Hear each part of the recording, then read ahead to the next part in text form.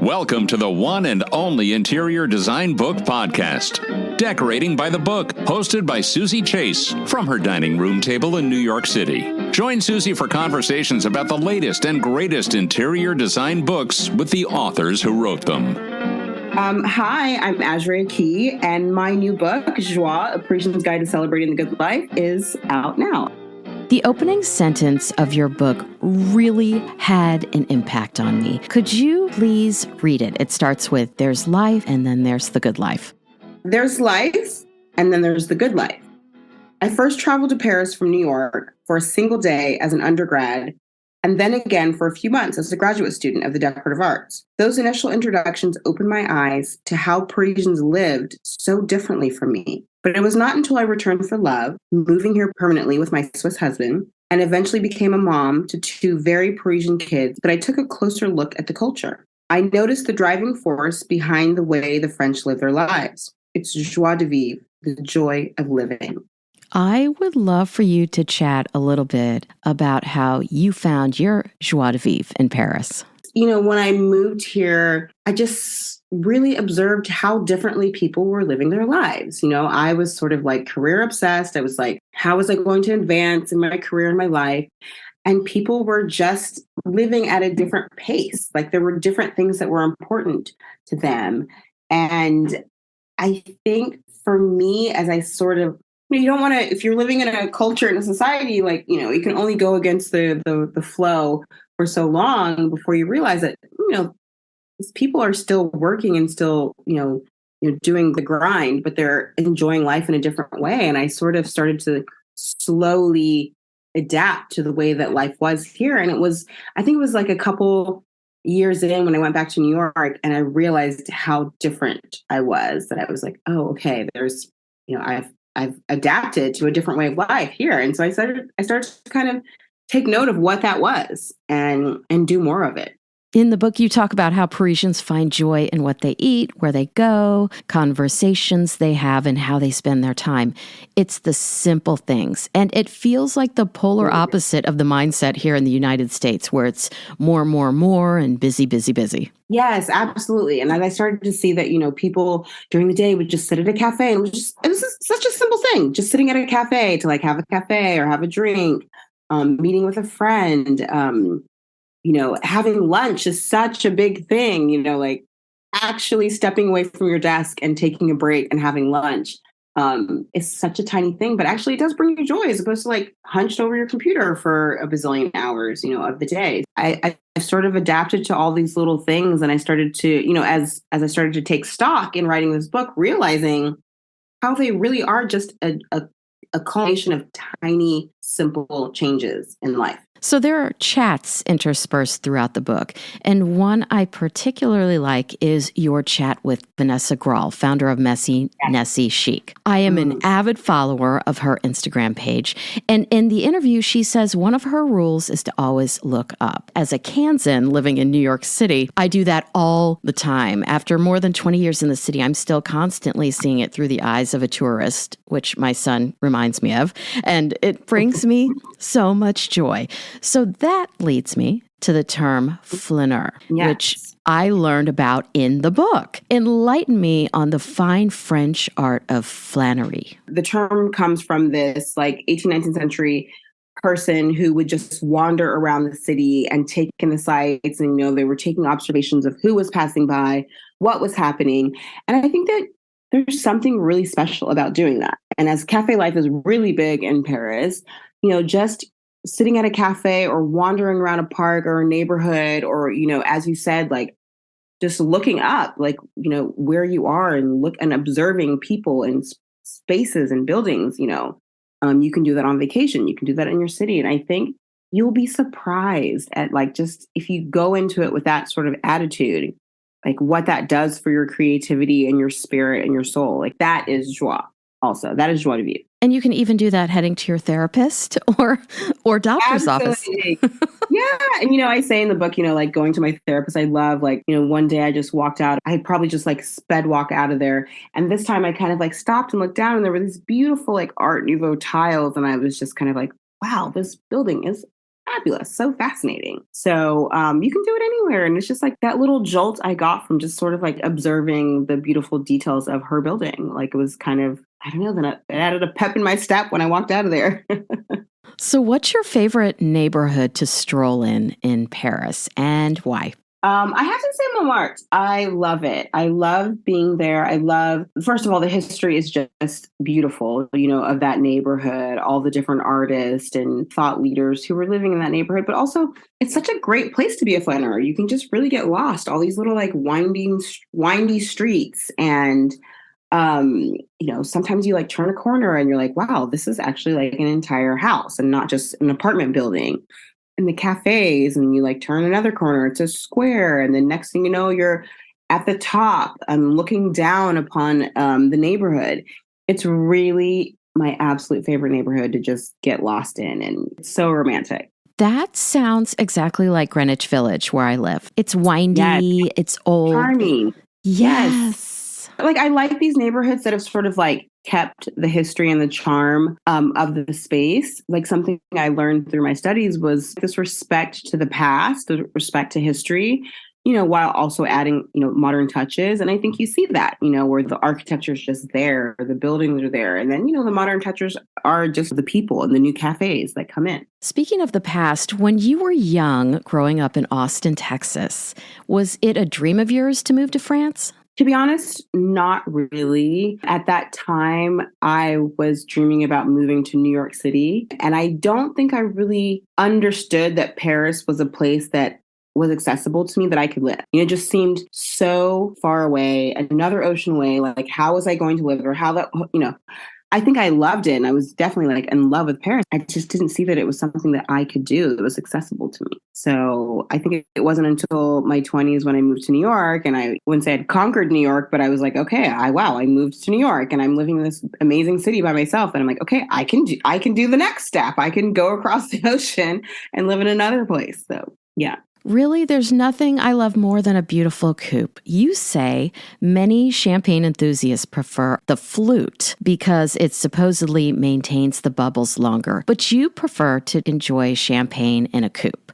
Talk a little bit about the design and beauty of it. Yes, I recently wrote an article for WSJ about how I fell in love with the coupes. And, my first sort of introduction was a neighbor here who she opened this cabinet and she had all these different champagne coupes. And I was just like, oh, wait, but I thought we're not supposed to drink champagne from coupes. And when you hold a coupe, the way that you hold the bowl with your hand is very glamorous and dramatic to me. It makes me think of like Hollywood glam and like I'm in some F. Scott Fitzgerald story, and when I was writing the articles, people were so right. Like two things that kind of came up was like, I'm not drinking this for the bubbles. I'm not trying to stare at the bubbles. I want to taste the bubbles, but I'm not going to be drinking it long enough to be like staring at the bubbles. So I don't care about like the losing of the bubbles. I care about like the beauty of this, like the shape, the round shape of a coupe. And also, someone pointed out, and I never thought about it. Serving champagne in coupes allows you to be like more attentive to your guest and to yourself because,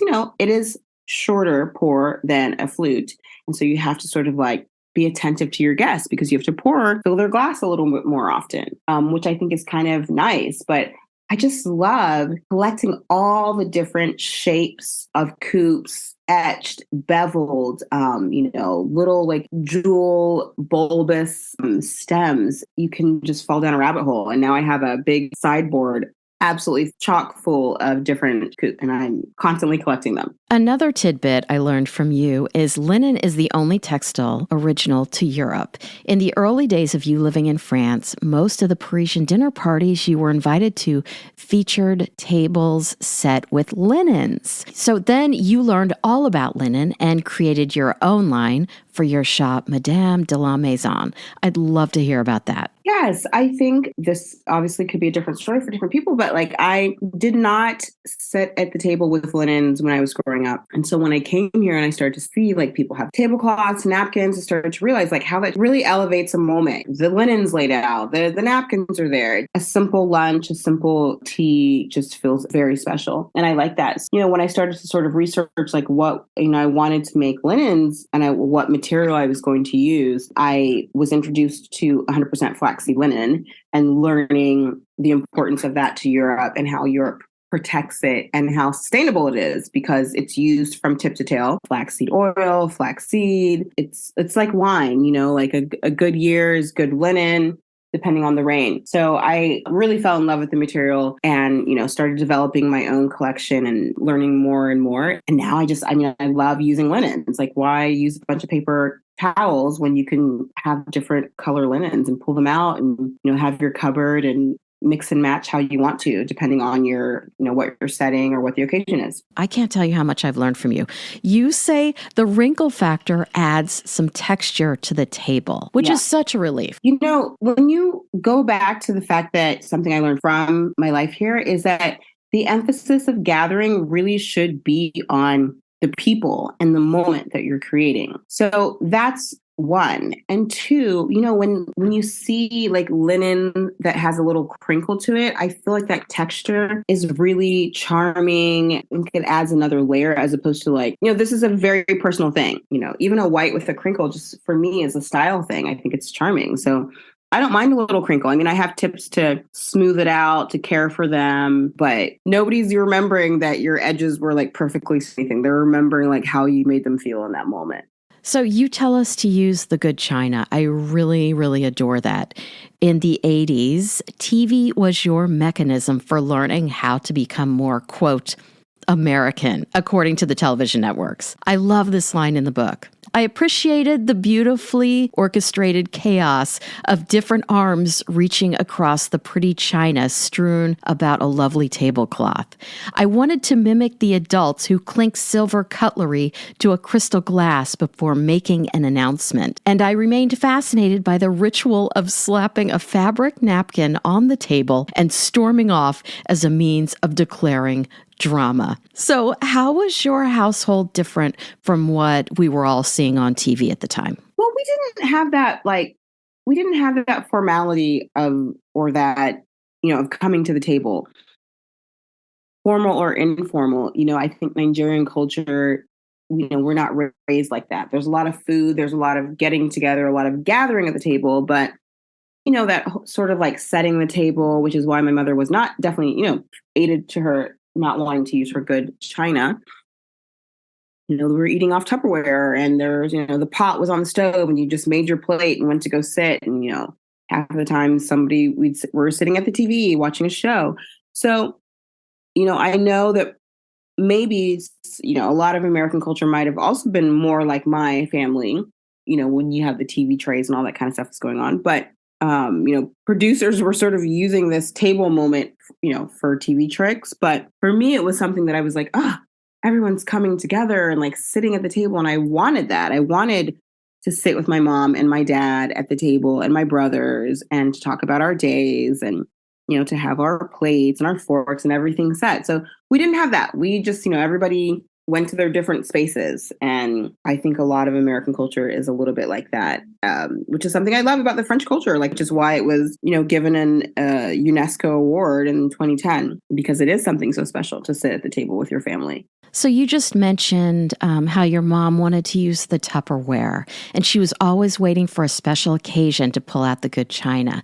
Talk a little bit about the emotional interpretation between you and your mother when it comes to good china. This china that she was given for her wedding, it was so special to her. I never understood why she didn't want to use it. I was like, if it's so special, like it brings you joy, why should you not be using it? It was a different time and they didn't have a lot of what they considered fancy special things. And so maybe they wanted to preserve it. But I think for me, I was so disturbed and I couldn't really understand that if something was so special and brought her joy, like why would she not use it? Why could we not use it? It marked me in a way that maybe I couldn't interpret at the time, but just to say like, when I have nice stuff, I'm going to use it. I'm going to like enjoy using it. It just stayed with me like in such a deep, profound way.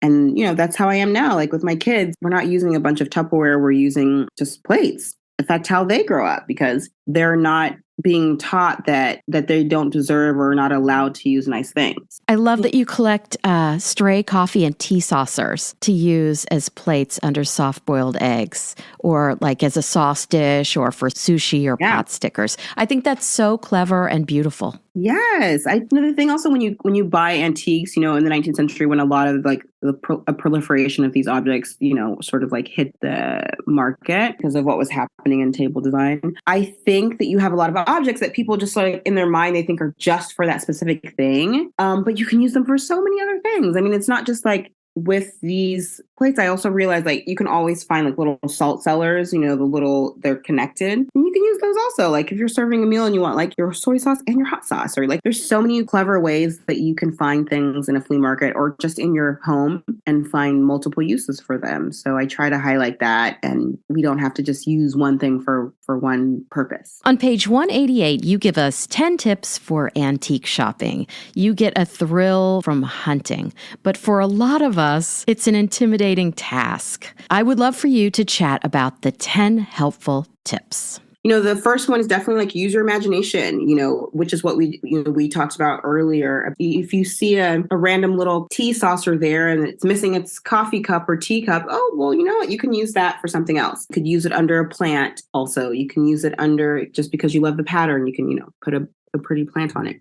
So use your imagination. Number 2, find perfection in the imperfect, which also kind of goes back to number 1 a little bit. Things that are not a complete set, or some patina on silver adds charm and a story. You find some beautiful chairs. Don't forget, you can clean the wood, polish the wood, reupholster. There's so many beautiful objects out there, and you can give them a second life. So don't walk away from things that are a little imperfect. Number 3, don't be afraid to ask for a better price, because as a dealer and as someone who talks to dealers a lot, they have created prices knowing that someone's going to ask them to reduce that price. So don't feel bad about it. Don't go crazy with your reduction. If something's selling for 100, don't ask for 50. Don't be afraid to ask for a little reduction in the price. And in French, we always say that, est-ce que je peux demander un petit prix?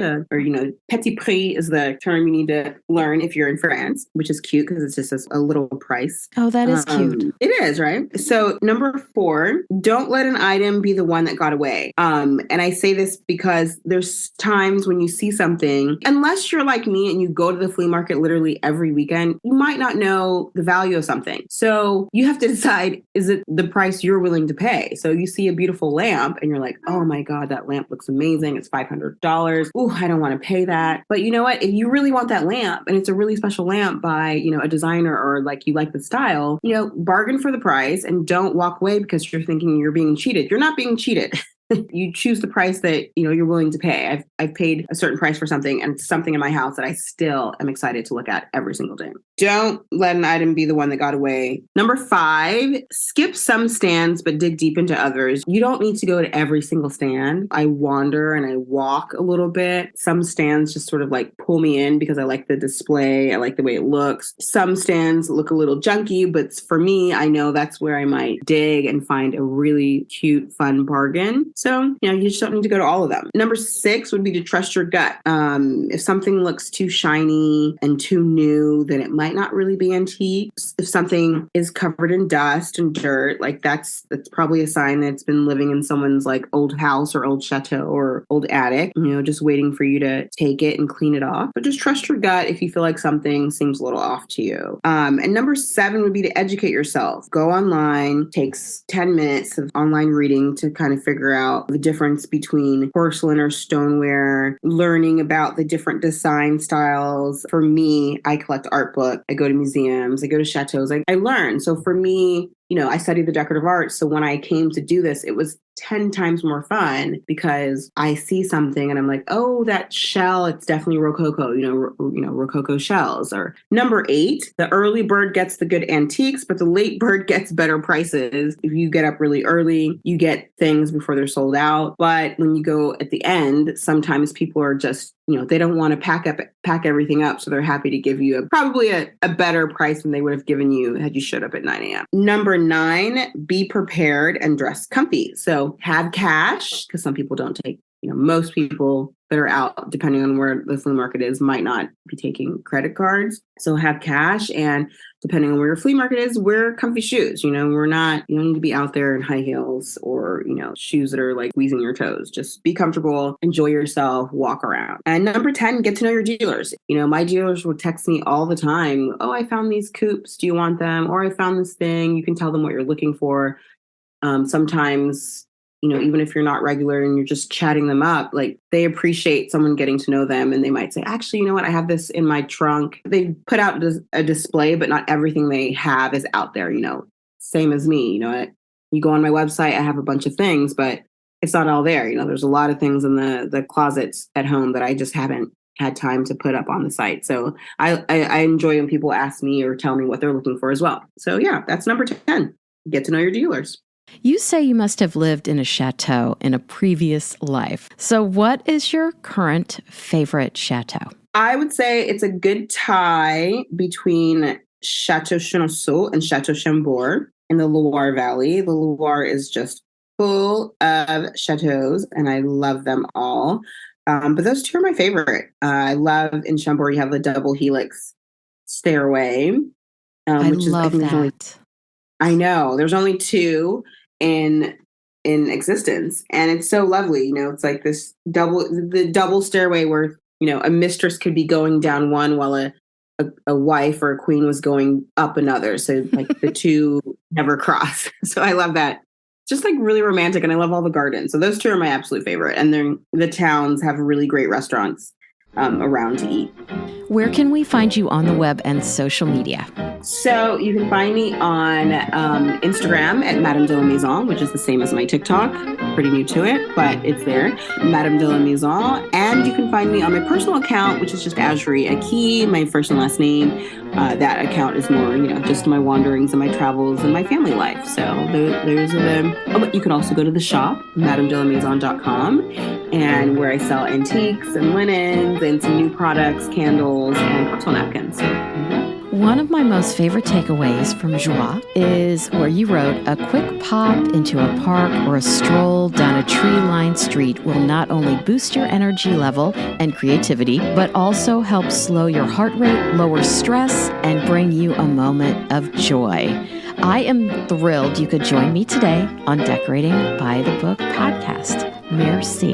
Thank you for having me. Follow Decorating by the Book on Instagram. And thanks for listening to the one and only interior design book podcast, Decorating by the Book.